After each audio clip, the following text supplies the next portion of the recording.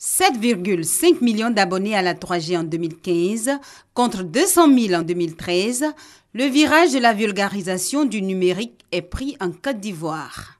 Alassane Ouattara, le président de la République, l'a déclaré à Brazzaville au Congo. L'accès aux technologies de l'information et de la communication, TIC, est l'un des moteurs de l'émergence du pays.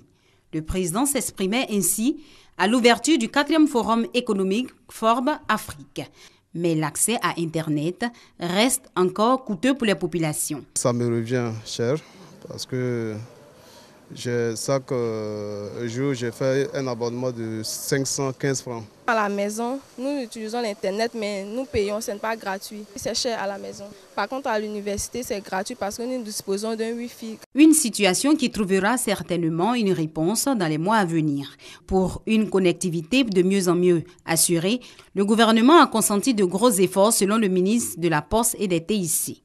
Si vous avez un environnement qui rassure les gens, si vous avez un environnement qui dynamise les opérateurs, si vous avez un environnement qui protège les utilisateurs, etc., il n'y a pas de raison que les gens ne viennent pas au TIC.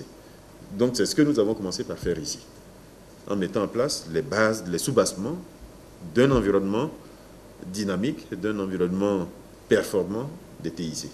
Un texte portant exonération totale de TVA et la réduction à 6,5% des droits de douane sur le matériel informatique, ordinateur, téléphone portable est adopté. Le but, faciliter l'accès des populations à l'équipement terminal. Les pays qui sont les plus performants dans le monde sont ceux qui ont su le mieux utiliser les TIC. Par les TIC, créer les conditions pour que les TIC, dans notre pays, puisse permettre de tirer le bénéfice que les pays développés aujourd'hui ont pu tirer de cette technologie. Le secteur des TIC, qui représente 7 à 8% du produit intérieur brut, emploie à ce jour environ 150 000 personnes. Ce nombre pourrait doubler vu l'essor du numérique. Durant l'année scolaire, quand on sent beaucoup plus l'affluence, parce qu'en vacances, les clients désertent un peu, mais par la grâce de Dieu, ça va. Les recettes journalières varient parce qu'il y a certaines périodes. Ça peut partir de 13 à 18 000, ça dépend. La construction de 3000 cybercentres est prévue par le gouvernement dans toutes les localités. Pendant ce temps, le nombre d'utilisateurs de solutions e-money ne cesse de grimper.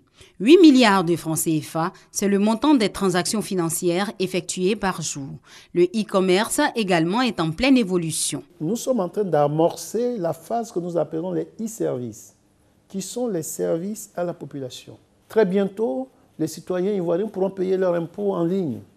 Et pour sa part, le gouvernement est en train de prendre toutes les dispositions en termes d'investissement, en sorte que les services qui sont fournis aux citoyens se fassent dans les conditions les plus aisées qui soient. Des investissements qui se chiffrent à plusieurs milliards de francs CFA avec la construction d'un réseau national en fibre optique de 7000 km qui connectera à terme l'ensemble du territoire. Il y a un support physique, c'est de la fibre optique, parce que la fibre optique n'est ni plus ni moins que simplement un fil de verre ou même quelquefois de plastique très fin qui a simplement la propriété de conduire des signaux lumineux qui transportent l'information. C'est-à-dire que vous avez des signaux numériques en entrée, ils sont transformés en lumière et qui cheminent dans la fibre optique et à la fin, on les reconstitue en signaux numériques. Mais aujourd'hui, dans le pays, les TIC constituent un outil de gestion efficace des informations pour une population de 24 millions d'habitants. À ce niveau, la dématérialisation des données est encouragée pour permettre justement la numérisation des informations. En guise d'exemple, l'État a lancé la e-fonction publique dans le cadre de la gouvernance électronique.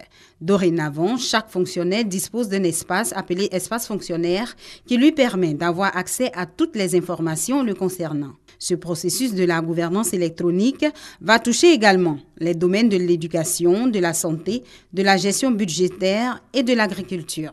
D'ici 2017, dématérialiser 200 à 300 services. L'administration est en train de se moderniser, de rendre aisé son fonctionnement, mais l'administration ne peut pas s'installer dans un confort si la population ne partage pas ce confort-là. Des projets énormes sont en vue, selon le ministre de la Poste et des TIC. Le village des technologies de l'information et de la biotechnologie Vitib de Grand Bassam. Ce projet qui est un parc technologique, donc, qui permet d'accueillir ici tous les acteurs du secteur des TIC. Ce sera également un centre d'incubation qui va permettre de soutenir les idées innovantes. La tenue en début juillet à Abidjan de l'édition 2015 du Forum international sur la normalisation et l'innovation en matière des TIC montre que le gouvernement met les TIC au rang des biens de première nécessité. Et c'est une chance pour le pays, car les technologies de l'information et de la communication sont devenues aussi indispensables que l'eau et l'électricité.